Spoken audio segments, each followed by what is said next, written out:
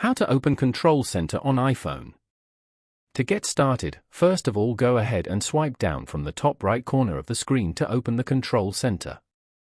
The Control Center provides quick access to frequently used settings and apps.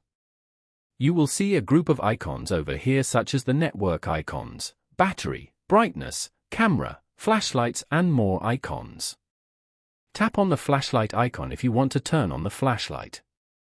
Then, tap on the battery icon if you want to turn on the low power mode. Now, long press on any empty area of the control center until a minus sign appears on each icon. And then, tap on Add a Control below as shown. You can now search for or choose a control from here to add it to the control center.